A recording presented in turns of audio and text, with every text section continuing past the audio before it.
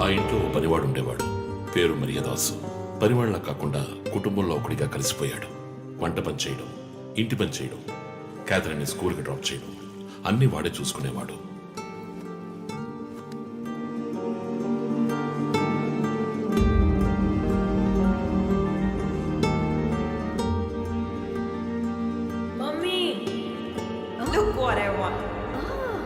Good. I have to go. Bye. Good show, Kathy. Keep it up. Good. బాగా బిజీగా ఉన్న parents దగ్గర దక్కని ప్రేమ, అభిమానం క్యాథరిన్కి మరియదాస్ దగ్గర దక్కాయి.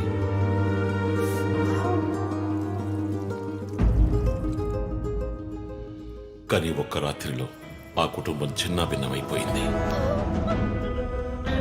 క్యాథరిన్ హత్యకు గురైంది. మరియదాసు పరారయ్యాడు. ఇంట్లో ఉన్న డబ్బు, నగలు దొంగిలించబడ్డాయి. పోలీసులు మరియదాసుని సస్పెక్ట్ గా డిక్లేర్ చేసి కేసు ఫైల్ చేశారు.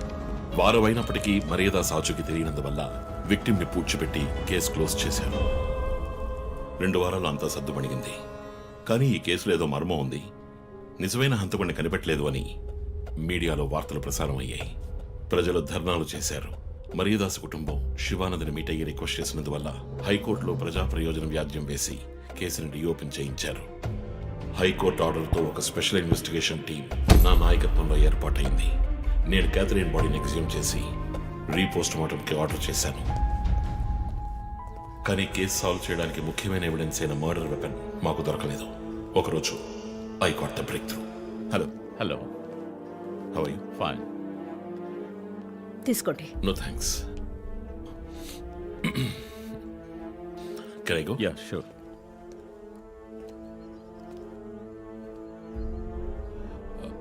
ఓ, మీరు గోల్ఫ్ ప్లేయరా? Yes sir. ఏ క్లబ్లో ఆడుతున్నారు? గచ్చిబౌలి క్లబ్లో. నేను race club player. Just beginner. మీ అంత కాదులేండి. అడిగిన ప్రశ్నలకు మాత్రం ముక్తసరిగా సమాధానం చెప్పారు. కూతుర్ని పోగొట్టుకున్న దుఃఖంలో ఉన్నారని నేను పెద్దగా పట్టించుకోలేదు. అప్పుడే ఒక విషయం గమనించాను. ఒక గోల్ఫ్ కిట్లో 16 క్లబ్బులుంటాయి. అన్నీ ఇంచుమించు ఒకేలాగుంటాయి. ఒకే ఒక్క క్లబ్ తప్ప. అదే పట్టర్. హోల్ దగ్గరున్న బంతిని కొట్టడానికి యూజ్ చేసే క్లబ్. ఇమాన్యువల్ దగ్గరున్న కిట్లో ఆ పట్టర్ కొత్తదిగా ఉంది. క్యాడీ దగ్గర మాట్లాడిన దాన్ని బట్టి ఇమాన్యువల్ హత్య జరిగిన 2 వారాల తర్వాత ఒకే ఒక్కసారి మాత్రం గోల్ఫ్ ఆడడానికి వచ్చినట్టుగా తెలిసింది.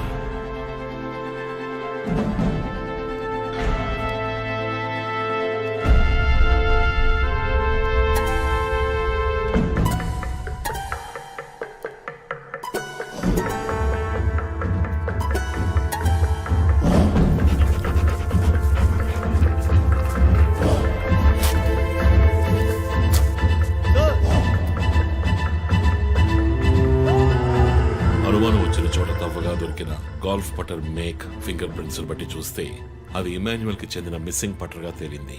ఫోరెన్సిక్ ల్యాబ్ ఎగ్జామినేషన్ లో మేము వెతుకుతున్న మర్డర్ వెపన్ అదేనని నిర్ధారణ అయింది. డిఎన్ఏ రిపోర్ట్ లో 2 ముఖ్యమైన ఆధారాలు దొరికాయి. ఫస్ట్, క్రైమ్ స్పాట్ లో క్యాథరిన్ మాత్రమే కాదు, మరియదాసు రక్తం కూడా ఉంది. సెకండ్లీ, దొరికిన గోల్ఫ్ పట్టర్ మీద ఉన్న బ్లడ్ ట్రేసెస్ మరియదాసువి. సో మరియదాసు మిస్ కాలేదు, మర్డర్ చేయబడ్డాడని కనిపెట్టాను. పెథాలజీ రిపోర్ట్ ప్రకారం ఆ అమ్మాయి చనిపోవడానికి ముందు సెక్స్ లో పాల్గొన్నట్టుగా కన్ఫర్మ్ అయింది.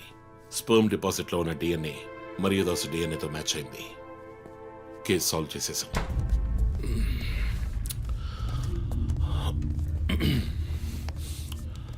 పోస్ట్ మార్టం రిపోర్ట్ ప్రకారం మరియదాసే ముందు చనిపోయాడు.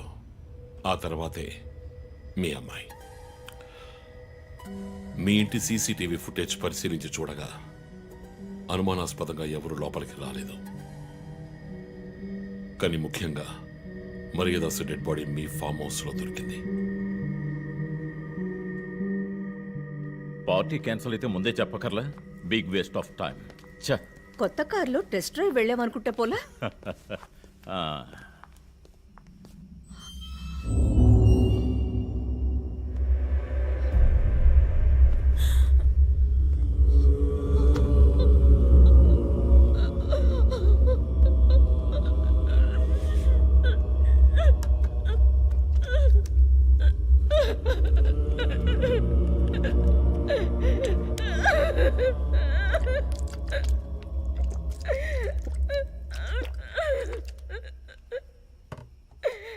నన్ను క్షమించండి అమ్మా.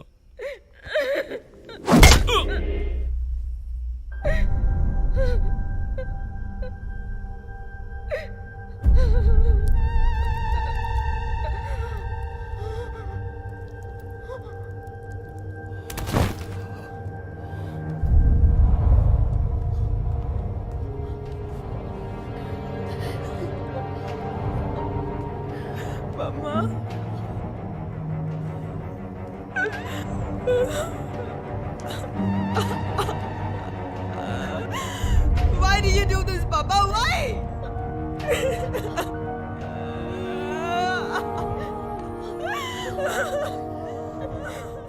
నీకేం తక్కువ చేశాం కానీ నీకేమైనా పిచ్చి పట్టిందా? చూడు, నువ్వు చిన్నపిల్లవి. నీ మంచి కోసమే చెప్తున్నాను. అంతా మేము చూసుకుంటాం.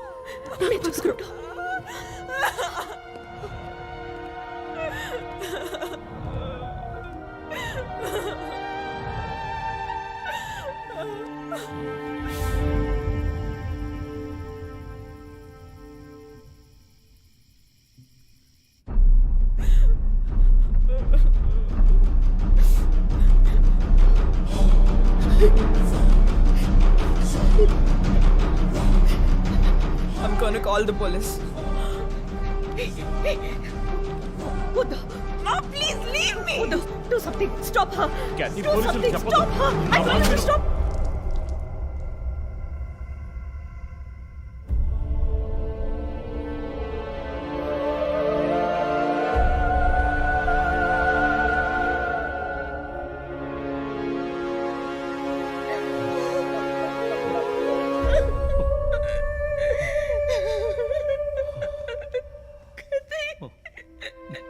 ఇమాన్యువల్ సొసైటీలో చాలా గొప్ప వ్యక్తి, హైలీ ఇన్ఫ్లుయెన్షియల్. ఆ హత్యని కవరప్ చేసి క్రైమ్ సీన్ క్లీన్ చేసేశారు. డబ్బు నగలు దొంగలించబడి క్యాథరిన్ హత్య చేయబడిందని కేసు క్లోజ్ చేసేశారు.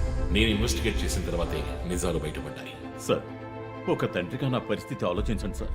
16 ఏళ్ళు నిండని పిల్ల సార్. ఇంట్లో ఉన్న పని వాడితో కోపంలో ఆ పని చేశాను సార్.